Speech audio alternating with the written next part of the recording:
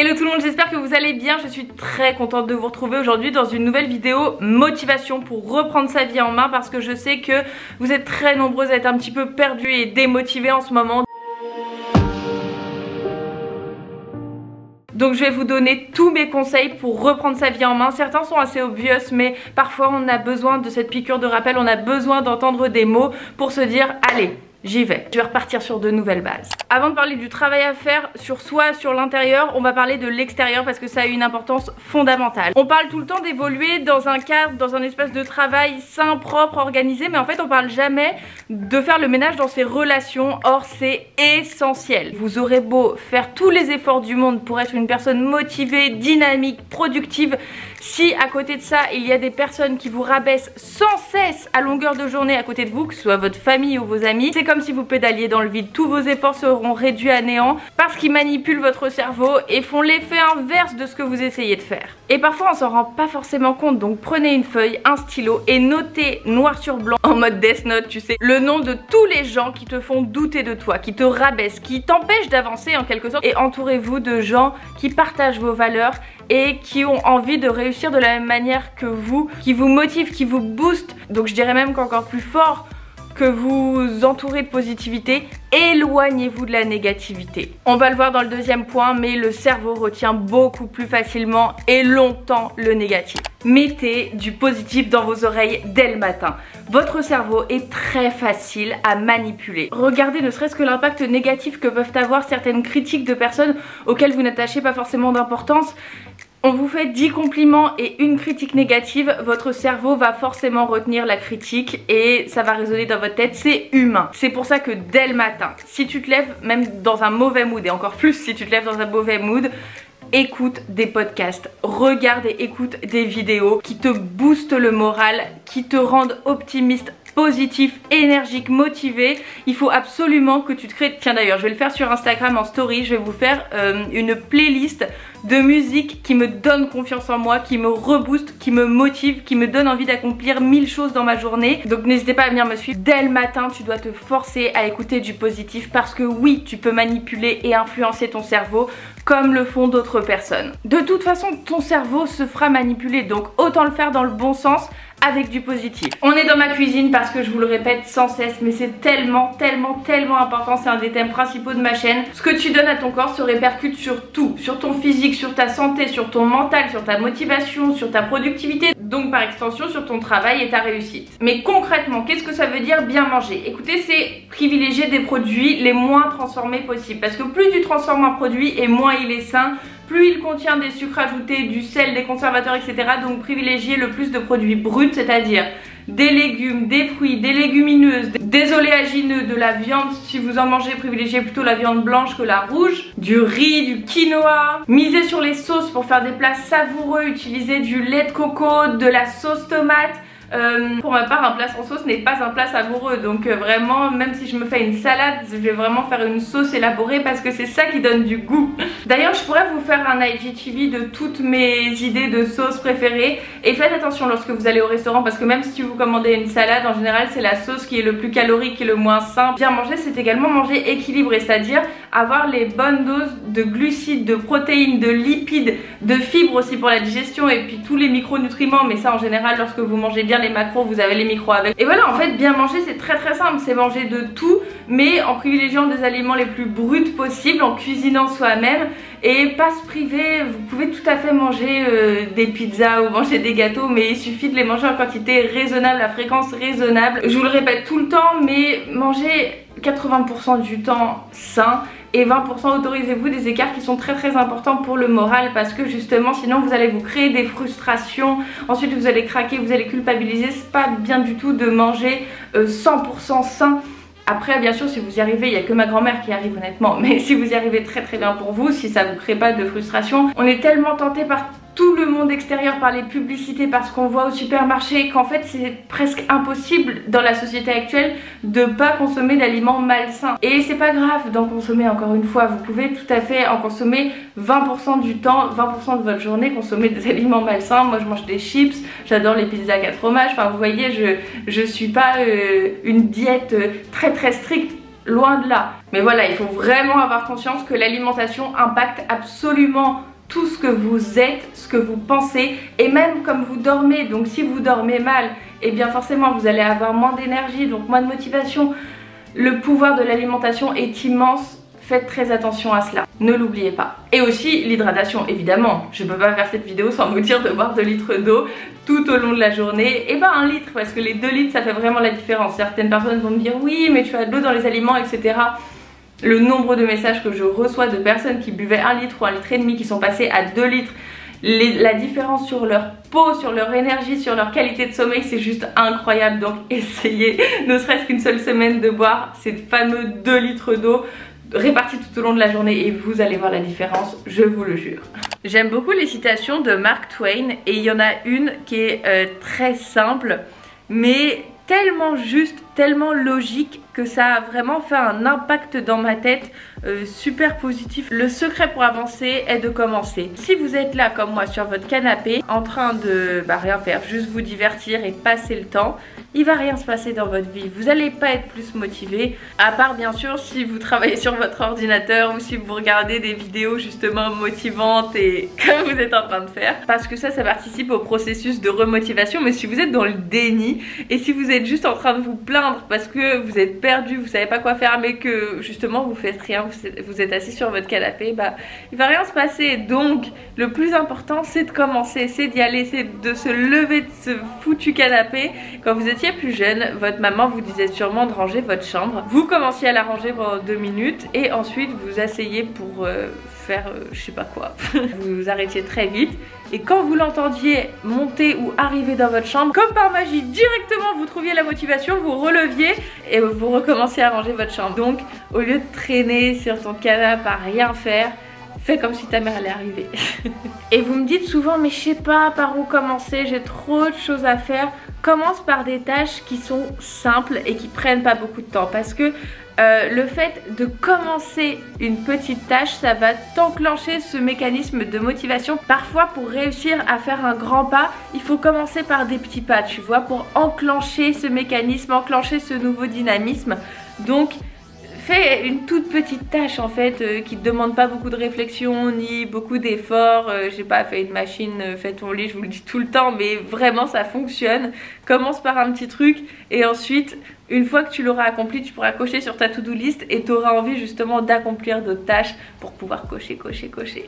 Mes amis, la différence de motivation quand je me lève tôt est juste indécente. C'est une sensation de pouvoir assez spéciale parce que j'ai vraiment l'impression de disposer de plus d'heures que tous les gens qui sont encore en train de dormir et donc de pouvoir avancer plus rapidement dans ma vie et pouvoir réaliser plus de choses tout simplement. Alors là je m'adresse surtout aux étudiants parce que bon, les gens qui travaillent bien sûr vous avez des horaires à respecter, etc. Mais en général les gens qui m'envoient des messages justement parce qu'ils sont démotivés, sont en plein dans leurs études, savent pas trop ce qu'ils doivent faire, où ils en sont, ils sont un peu perdus et en général vous scrollez TikTok, Insta, YouTube, vous vous couchez très tard et vous vous levez très tard aussi. Mais je vais vous dire, il y a une... Mettons je dors 7 heures, il y a une différence de motivation qui est incroyable si je me couche mettons à minuit et que je me lève à 7 heures, ou si je me couche à 3 h du matin et que je me lève à 10 h du matin, c'est juste dingue. Mais je sais que vous êtes tellement habitués, surtout en ce moment où il n'y a plus de cours, etc. à vous coucher à 1 h, 2 h, 3 h du mat. Et en fait vous gâchez complètement votre journée du lendemain et vous n'arrivez pas à être motivé. Et en fait vous êtes juste sur les réseaux, vous scrollez toute la journée sans but précis, juste pour vous divertir. Du coup je vais clairement pas vous dire coupez tous vos écrans 1 heure avant de dormir, parce qu'on sait tous que c'est juste infaisable. Même moi je suis sur les réseaux sociaux juste avant de dormir et c'est la société qui veut ça et c'est normal et tu vas pas te priver de ça. Moi j'ai remarqué très concrètement que c'est TikTok qui m'empêche de dormir, parce que quand je suis sur l'application, 1 heure ça passe en un claquement de doigts. Donc du coup j'évite de regarder TikTok juste avant de dormir. Je vais plutôt me dire vas-y je vais regarder une vidéo YouTube de 15 minutes et justement à la fin de la vidéo c'est bon, elle est terminée, je vais dormir. Et je le fais vraiment, il faut vraiment se fixer 1 heure à pas dépasser. Dis-toi par exemple à minuit c'est bon, je vais dormir. Parce que si tu te fixes pas d'heure, tu peux rester comme je te disais jusqu'à 1 h, 2 h, 3 h du mat, voilà. Donc se lever tôt c'est super bien, t'as l'impression de prendre le contrôle de ta vie, mais pour ça il faut se coucher quand même assez tôt. Vous allez vous dire mais qu'est-ce qu'elle fait dehors maintenant celle-là? En fait s'il y a bien une chose qui a littéralement changé ma vie lorsque j'ai pris Poppy, mon petit chien, c'est d'être obligée de sortir tous les matins dès que je me lève. Et ça, je pensais pas que ça allait avoir cet impact-là si positif sur ma motivation, mais juste c'est dingue. En fait ça change tout votre mood pour la journée de sortir dès que vous vous levez parce que dès le réveil vous avez un grand bol d'air frais comme ça.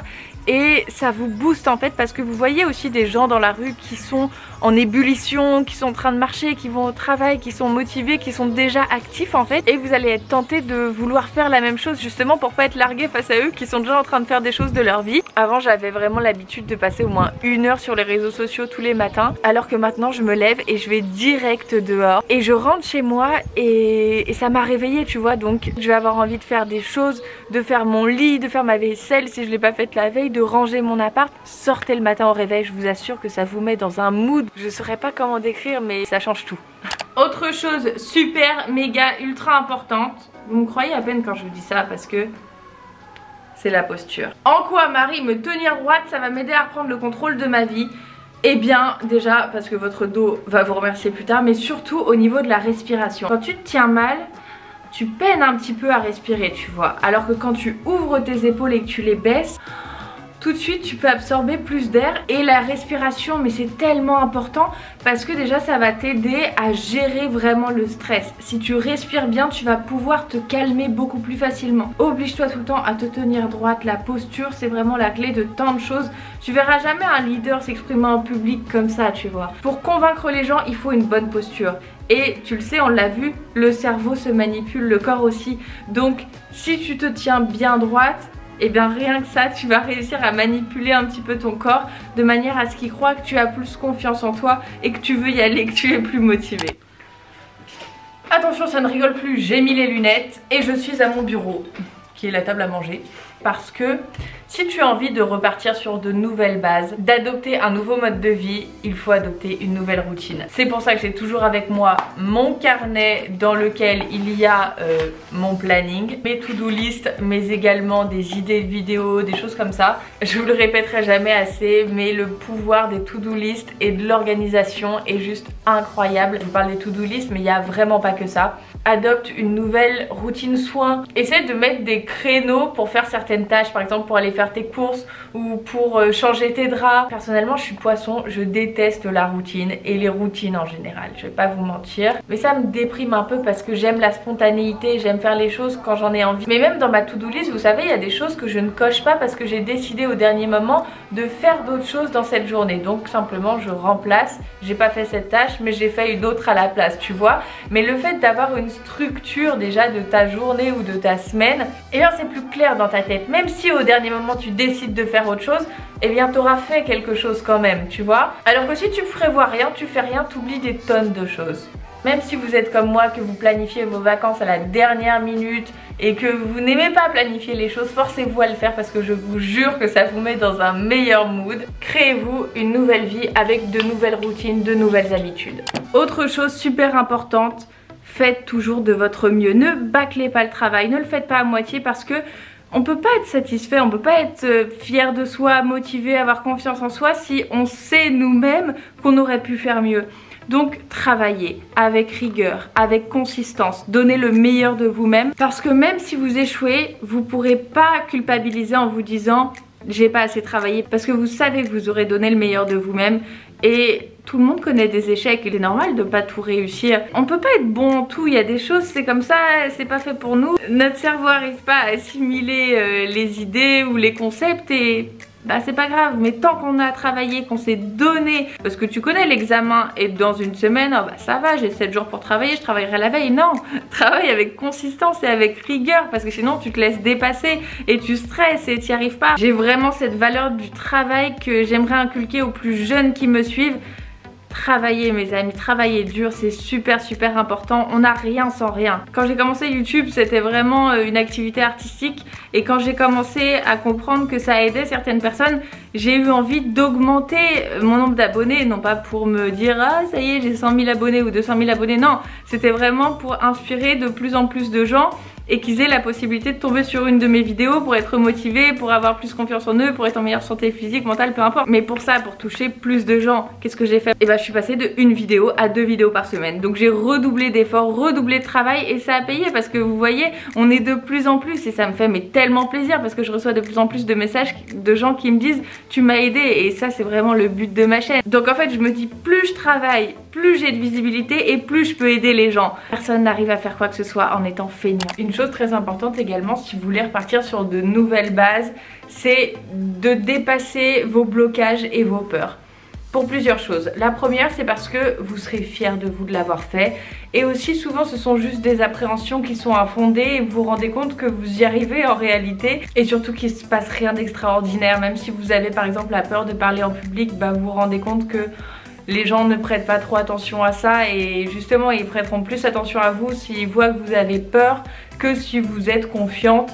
Adoptez la méthode Coué, je vous en parle tout le temps, mais persuadez votre cerveau que vous êtes capable de faire une chose pour le mettre dans les conditions justement optimales pour faire la chose en question. La peur vraiment ça vous ronge de l'intérieur et ça vous empêche de réaliser vos rêves, vos projets, alors qu'au final je pense que ça doit être justement une source de motivation de se dire voilà j'ai peur donc allez vas-y je vais essayer de dépasser cette peur et le résultat même si vous n'avez pas spécialement super bien parlé en public, même si vous n'avez pas forcément réalisé parfaitement la chose dont vous aviez peur, au moins vous êtes forcément fier de vous de l'avoir fait. C'est bien beau de tout planifier, de faire des plannings, des stratégies etc, mais au bout d'un moment il faut passer justement de la planification de l'idée à l'action. Je vous en parle tout le temps mais ce premier pas est super important vers la concrétisation de vos projets, de vos idées, de vos rêves, de vos envies, peu importe. Ne restez pas dans votre zone de confort parce qu'on n'apprend pas grand chose dans cette zone là et on se dépasse pas et nous ce qu'on veut justement c'est le dépassement de soi. Pour la confiance en soi il n'y a rien de mieux donc vraiment allez-y foncez, n'ayez pas peur. Au pire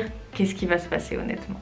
Si vous avez d'autres conseils, surtout n'hésitez pas à les laisser dans les commentaires parce que c'est un espace dans lequel j'ai envie qu'on se motive et qu'on s'entraide et qu'on se donne des tips, des conseils, donc n'hésitez pas. En tout cas j'espère que cette vidéo aura pu vous inspirer, vous motiver. On se rejoint tout de suite sur Instagram pour encore plus échanger ensemble. Je vous embrasse très fort et on se dit à mardi 18h25 dans une nouvelle vidéo. Bye!